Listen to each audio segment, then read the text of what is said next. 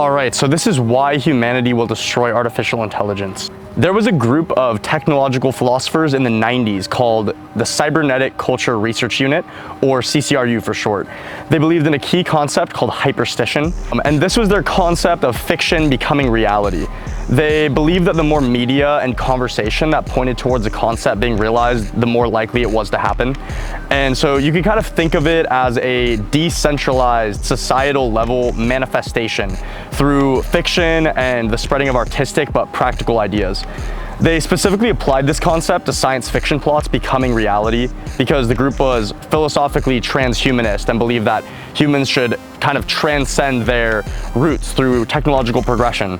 And they wanted humans to merge with tech in the long term. So it was a pretty extreme ideology. It doesn't matter if the media is negative towards the concept that's being manifested. The more media that points towards the concept of singularity, brain interfacing technology, and a world overrun with artificial intelligence, the more likely it is to happen, according to their ideology. CCRU wanted a hyper-capitalistic progression towards technological progress by any means necessary, at the expense often of the experience of the individual. The group imploded after they moved into the famous occultist Aleister Crowley's home, and most members went insane from drug use or a philosophy-driven kind of psychosis. Science fiction media that depicts our technological future generally has plots of AI taking over, technology destroying what has made us traditionally human, and either a kind of capitalistic or socialist dystopia. This is a reality that is being manifested, and even the people who speak against artificial intelligence and the progression of tech portray it as an inevitability that technological progress is going to enslave us. A doom and gloom reality that's kind of going to happen. That's how it's portrayed. We all know these types of people. The ones who say, man, it's so messed up that AI is going to take over, or where we are with our cell phones being in our pockets all the time. But they don't want to do anything about it. They just kind of complain. The people still aid the process of hyperstition, and they put faith in the idea that it will happen, even though it's bad. Well, I am going to discuss some of the positives of AI and the progression of technology later in this video. It's important to see that many people in this push for the progression of tech want our personal experience to kind of be viewed as pointless as we throw ourselves forward into a singularity, creating this god of collective consciousness on our earth. It's an inherently anti-human movement, they want to transcend what makes us naturally human. Who cares if there's dismay in the meantime of this progress if we can create this kind of idol of AI that's going to be smarter than every human? Who needs the concept of a god or spiritual reality when we can create the collective consciousness, heaven on this earth through technology? Who needs the concept of a soul if the transference and record of our memories and experiences can be stored on hard drives and processed on the blockchain? This all supports a view that our existence is simply rooted in our physicality. So why do I say humanity will destroy AI? Why would I title this video something that goes against the narratives of all the major corporations, governments, and many current day technological movements? I'm creating this video to start a hyperstition in the opposite direction. We need more counterbalance. I say that AI has nothing compared to the soul of humanity, and that our power goes far beyond any sort of machine in ways that science cannot even come close to measuring. I believe that just as the tech corporations and governments stole data from billions of people, the people will steal back their value. What I discuss in this video may not happen, but if you want to have some fun and potentially see some change happen, entertain the ideas and see how they feel to you. Even though I am against CCRU's values, I will say that creating a hyperstition is a fun process, and they had a good idea with that. It is a collaborative but decentralized way of manifesting something into reality, and just as there's tons of media saying that we're all going to be slaves to the system of AI, or that we're only able to reach utopia through electronic technology, we can create a hyperstition in the opposite direction. This video sets up a hypothetical that goes against the grain of the potentialities that stare us in the face. We're at a crossroads. The technological middle ground we currently sit at has caused many benefits, but also the mental and social decay of our society. We're at a point where everyone is connected all the time, but are also more separate than ever, where everything is documented, but valuable knowledge is lost in the sea of trash on the internet. We have access to vast pools of knowledge at all times, but people's attention span to actually focus on these topics is at an all-time low. Many people seek to regress from this current state. People like myself use flip phones and try to control our technology use and moderate it, use temperance, and are kind of aware of some of the problems that we face as a society as a result of this technological industrialization. And many people want to quit social media and view it as a negative. People kind of resent their cell phones at this point. Others embrace technological change and everything that comes with it though. I'm not a pure Luddite who wants all the tech to go away, but I have seen the progression of technology turn into something that is pretty damaging for us.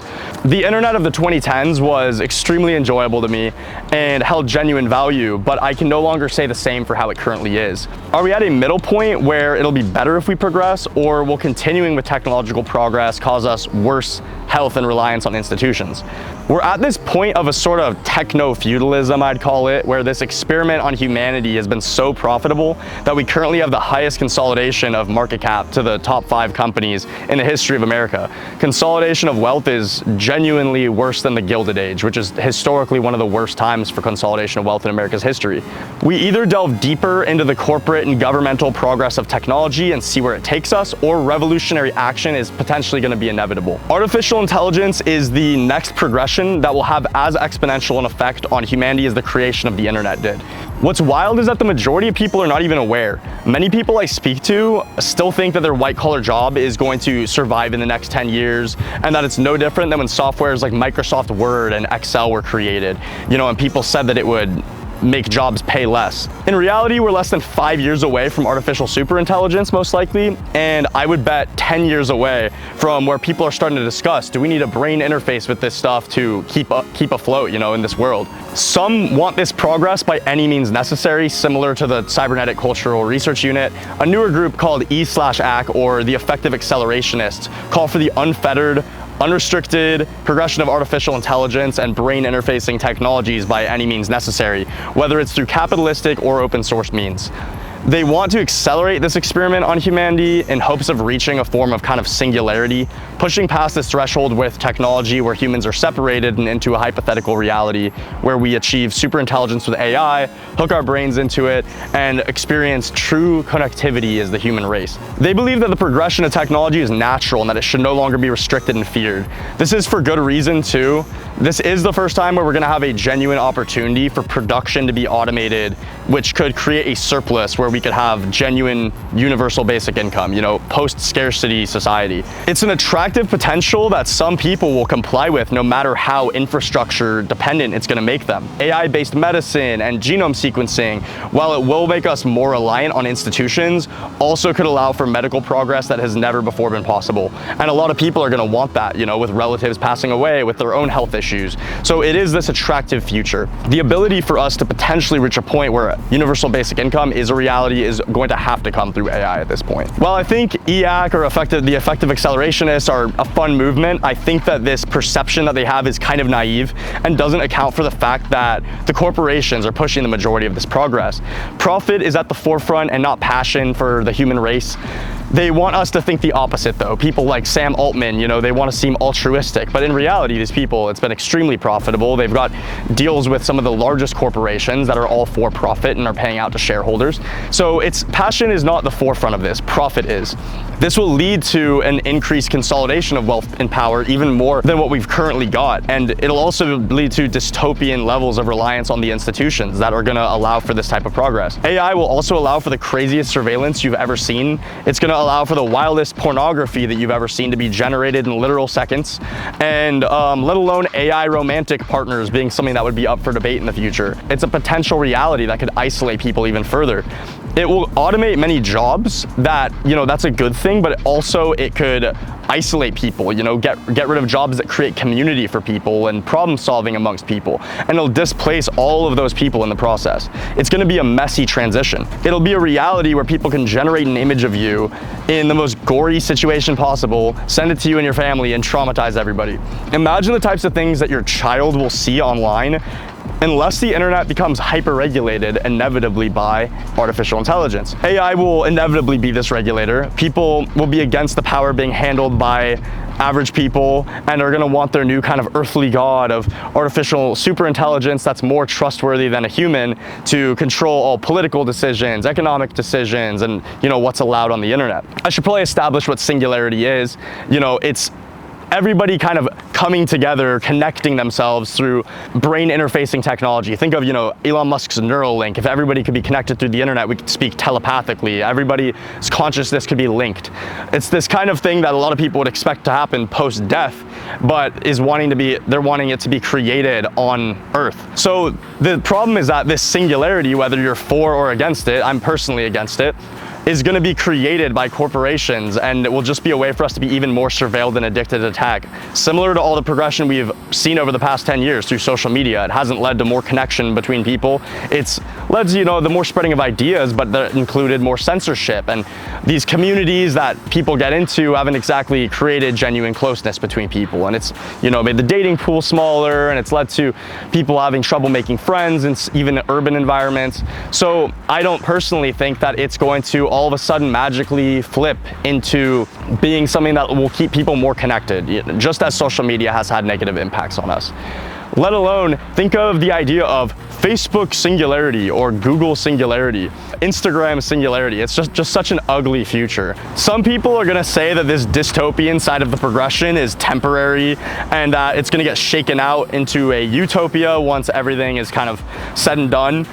They believe that the corporate control of technology will dissolve in a while and more power will be in the hands of the people who are utilizing the technology, but this is simply a theory. There's no historical evidence of this being what happens, and in fact, all evidence points towards the opposite. The concept that reaching a singularity through technology will make people happier and more connected is also a theory. What if the singularity we were supposed to reach is one of genuine spiritual connection based on our natural biology as opposed to this technological progression? The idea that we're going to kind of pass this threshold and come out on the other side into utopia is a bit of a childlike optimistic outlook, in my opinion, that has not proven itself to be true so far. The progression of tech has led to more consolidation of data, power, and money. The idea that we're going to magically pass this threshold to where the average person has more power and freedom is kind of a fairy tale. I empathize with people who hold this perspective though, because we are kind of in desperate times where people want a semblance of change, and it kind of seems like this is the route with the least friction. But literally since the inception of the internet, with its positives and negatives, the governments and corporations have used it to trace humanity and remove civil liberties and warp public opinion. An example of this is how Microsoft put backdoors for the NSA in copies of Windows as early as 1999. While I believe that the progression of technology is inevitable for humanity, I believe that we have based our progression on certain mindsets and systems that will not have the best outcomes for humanity. Profit has been the main incentive for this progression, and not humanity's best interests. Arguably, societies of the past had other forms of advanced technology that were rooted in their spirituality of the time. It's debated, but there's genuine evidence that Egypt had vibrational technology that's an entirely lost art to us today. As a society, we've divorced ourselves from the technology of the spirit, and materiality has been our biggest driver, with profit and consolidation being the #1 part of the driver. This sterile future of treating ourselves like machines that are simply inferior to AI or need to, utilize it to survive is going to fail, because humanity is going to want it to fail. The spirit of humanity eventually is going to reach a threshold where we're going to want it to fail. Many people are going to agree with me that our progression of tech has been kind of negative in many ways, but they kind of take the black-pilled view that the spirit of humanity already has been convinced that the outcome is inevitable and that it's permanent, and that people are going to say that it's, like a frog that you put into like a heating pot of water that eventually it starts boiling and the frog doesn't even notice. People say that psychological operations have made the public more compliant and all these things, and while there's some truth in it, I'm here to say that the progression of technology by means of profit and materiality is going to have a threshold. These thresholds exist in many obvious ways. Just look at VR, virtual reality. Many corporations have pushed for this to be a kind of normalized thing, but it still isn't normal to the general populace. You don't have your average person wearing a VR headset. I don't think it's ever going to be normalized really in outside world either. Corporations have spent billions of dollars, including Apple, one of the biggest companies, on virtual reality products, but it still isn't really normal. Other examples of this threshold exist in economics. A great example is revolutions happen every single time a populace on average spends 50% of their income on food. Remember that, it's a pretty interesting statistic. And just as that is the case, we're gonna reach a turning point where people will kind of take hold of what makes them human and are gonna fight back against this progression of technology. People want something to fight against, and this kind of standard red versus blue politics that people in America have been caught up with is going to be something that people transcend very soon, as they're starting to see the bullshit through it and start to cut through the bullshit. Younger generations are also going to be reaching adulthood and starting to mature more, and you know, people make fun of Gen Z a lot, but as Gen Z comes into adulthood and kind of outgrows some of the growing pains, I could definitely see them kind of transcending some of these previous structures. People are very disenchanted with standard means of political change, as it does literally nothing. Fighting AI is something that both people on the left and right politically could enjoy. Social issues will seem archaic to argue about compared to the societal control that we are going to face as a result of this technological progression. Even if people don't fight against the progression of technology as a whole, they will fight against the corporate and governmental progress and control of it. Open source progress could be more up for debate. Where does this threshold lie though? It's up for the movements that are going to arise as a result of this stuff to decide. But as more and more jobs are being taken and automated, as AI porn becomes something that parents are going to have to worry about their kids consuming, and as there starts to be more of an institutional kind of push, you know, to treat AI as this thing to be looked up to and almost worshipped, you know, in some ways, people's desire to fight back against this kind of evil corporate control is going to be triggered. I theorize that there would be a certain order of events if this were to happen. These are simply theoretical, kind of hypothetical series of events, so bear with me. But I think that they could happen also in a different order, but I think the circumstances are going in this direction. So the first step I think will happen is that a spiritual / intellectual aristocracy is going to form. I don't mean an economic aristocracy of rich people, and I also don't mean like some religious structure. What I mean is just people who are into philosophy, spirituality, you know, religion, technology, etc., kind of coming together and sharing their ideas on what's actually best for humanity. So why do I believe this? So philosophy content on YouTube has been growing at a really crazy rate. People are starting to become more into the kind of Nietzschean idea of will to power for people, and some of these are very pro-human ideas. Alongside this, I'm starting to see a lot of kind of spiritual content growing, and people are getting into esoteric spirituality more. I'm seeing more topics of things like hermeticism, you know, kind of alternatives to standard religion for spirituality. So people who have never been exposed to any sort of spiritual views outside of just standard religion are starting to become more open to the idea of something that's beyond. People are hungry for something outside of this focus on materiality, and spiritually inclined people in the modern era are becoming more well-read, more philosophically inclined, and are enjoying sharing their ideas. So it's only natural that as people start to educate themselves more on this, there's going to be more groups and organizations around new philosophies and how the world should operate. More and more charismatic and intelligent individuals are self-teaching about these kind of principles that govern the laws of humanity, and when applied to technology, this can create a foundation for societal change that hasn't really been viable before in the modern era. This is going to affect artificial intelligence and technology, and that there's going to be an actual intellectual threat that is not centralized in the academic institutions, not centralized within a company, who are going to actually desire to push back against this type of progression. Every good movement needs people to truly drive the philosophy. The second step, I think, is going to happen simultaneously and already is beginning, and it's going to be that average everyday people are going to become more and more aware of the institutions and things that are holding them back in their daily life. Through online content and also word of mouth, people are beginning to discuss our economic, political, and technological climate, and average everyday people are starting to become more and more involved in their own philosophies with this. People who once thought of fighting back against institutions as something that is just strictly for extremists are going to secretly want it to happen. Housing costs, job displacement, social media addiction, college tuition costs, wealth consolidation in corporations, alongside increasing governmental control, all are going to lead to people wanting to take alternate means of creating change within the system. The corporations are going to feel threatened by this into making the tech comply with a more altruistic view of humanity, depending on how strong the movement really wants to push back. People are frustrated about all of the change that has happened that has damaged the middle class, made the rich richer, and technology has been a massive, massive part of that. It has had a profound impact on our world, and the majority of people that I speak with have pretty major complaints about our technology. When people are really prompted to think about it and talk about it, most people will say that they dislike social media in some way and that it has negative effects on them and that they just need it.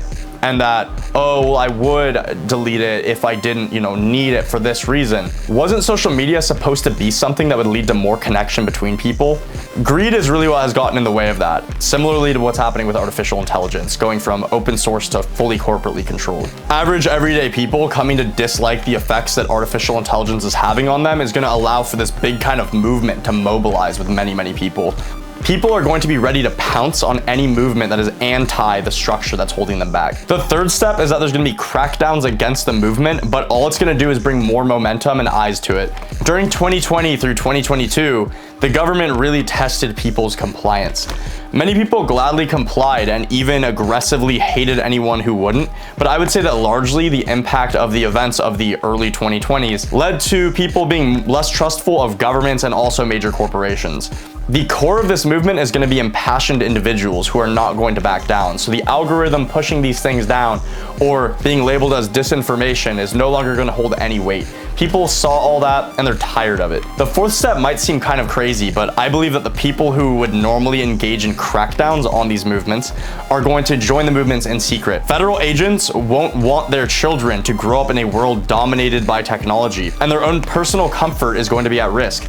Up till this point, the political and economic situations that average citizens faced haven't really affected the intelligence agencies and people who work in them as much as average everyday citizens. But as they are heavily interfacing with these types of technologies on a daily basis and seeing this progression of tech, they're going to see the potential negatives firsthand and join the movements in secret. They already know how to use privacy-oriented technologies such as Tor, I2P, and PGP. So joining the movement in a more decentralized and anonymous kind of way isn't going to be that hard for them. This might kind of sound like fantasy, but there already are people in the intelligence agencies that have grown to have disdain for the system that they've been working in support of. Look at the increasing number of whistleblowers since the year 2000. That was the 4 steps that I could see happening. To reiterate the end game of a movement like this, it would be a combination of kind of charismatic leader type individuals leading a movement alongside average everyday masses of people who are going to push back and threaten the progression of technology. This is what the technologists are really missing, is the masses of people who enjoy their progression. Generally, the populace hasn't reaped the rewards of our technological progression the same way that the corporations have. They've just simply been numbed by it.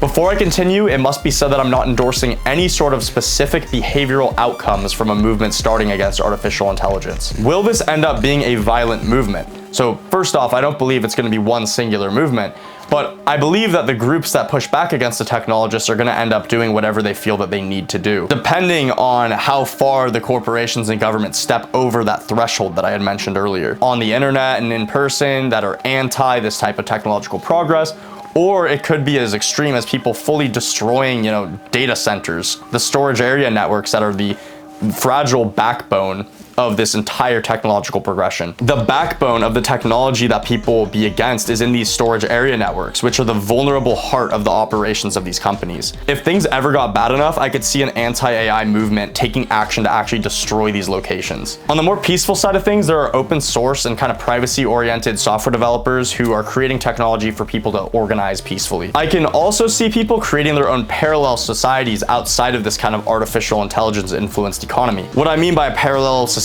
is a society that can operate outside of the bounds of this type of thing. This is already moderately possible with internet privacy technology, but as artificial intelligence will completely change how we interface with the internet, that could be a more difficult thing for people to organize on the internet in an actual parallel society.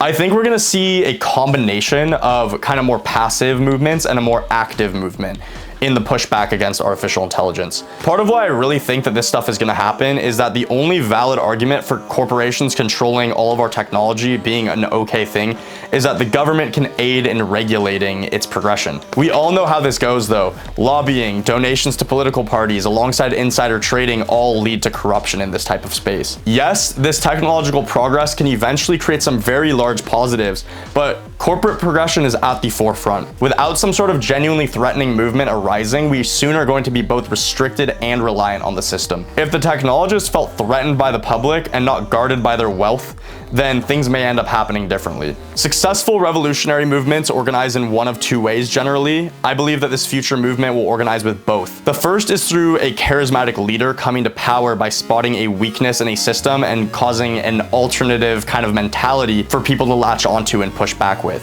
This is generally a more aggressive movement that relies on impassioning the young people in a country. The second method is a more decentralized way of achieving this action. The Bolsheviks organized the Soviet Revolution by working at entry-level jobs and discussing the failures of their current system. As they got closer with their coworkers, they would initiate people who would fit well into their movement. This allowed for them to both be secretive and also avoid regulations that would end up killing the movement. I think that both of these methods are going to end up existing in a pushback against artificial intelligence. Within these kind of anti-artificial intelligence circles, I think we're going to start to see the COINTELPRO documents discussed frequently. COINTELPRO, or the Counterintelligence Program, was an effort by the FBI in the 80s and 90s to disband revolutionary groups in the past by sowing seeds of distrust internally by infiltrating the movements. It's beyond the scope of this video, but it's a very well documented tactic that was used by the FBI. I think that this knowledge is going to become commonplace, and people are going to watch out for being destroyed by drugs or hedonism taking over the movement, and they're going to unify over a common strength that will attract people, as that's something that has been missing from our world. I theorize that a movement that's like this would stay fun and enjoyable for people to become involved with so that it kind of retains its energy. Nowadays, movements often grow through memes online, and I feel like something like this would probably involve art, music, and like kind of an overall aesthetic alongside like memes, you know, just like internet communities, while also having a more like serious side to it. And it would be kind of unified but also decentralized. I think my main theory is that our society is going to become more kind of spiritual, I guess I could say, over the next few years. And in a quick turn of events, this is going to have an impact on how we function as a society.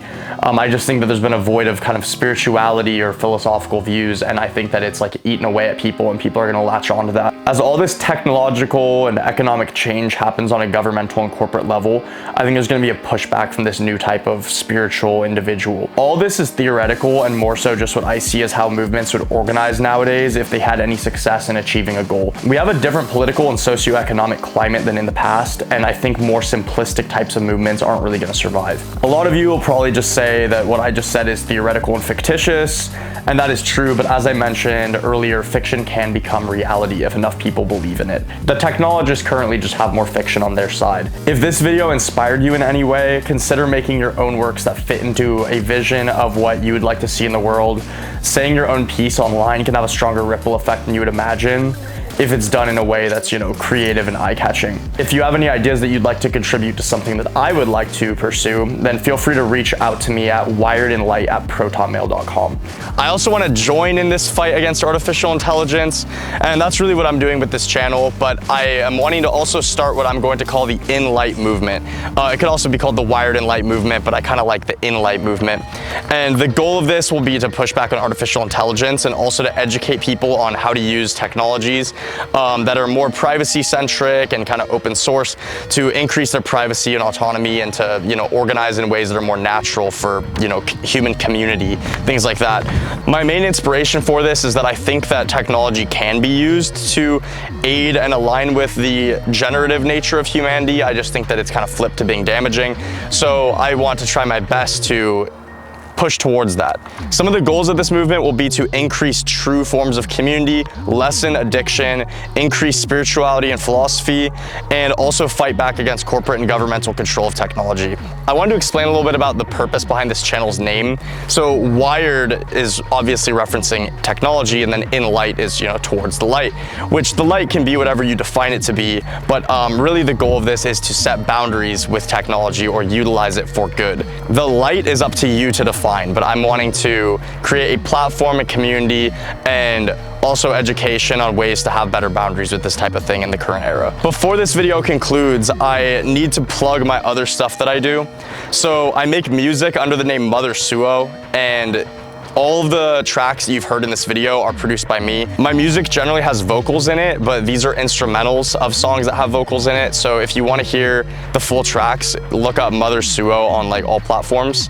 I'm gonna be uploading music videos to this channel that are for my Mother Suo project as well, but there is a YouTube channel that has the previous music videos under the name Mother Suo. I also, as of this video, I'm starting my Patreon, which is gonna be having a weekly podcast on it that's a little bit less kind of contrived than this, a little bit less planned. So if you're wanting something that's a little bit just more me kind of rambling my thoughts, or maybe interviewing some people, or just having a little bit more loose fun, then check out my Patreon. It's just a way that I can make income off this if this ends up getting demonetized or something like that. If you've made it this far in the video and are also interested in some of my other works, it definitely does not go underappreciated. I am very thankful to be able to have a platform like this to speak my mind on these types of things. So welcome to the watch list and remain wired in light.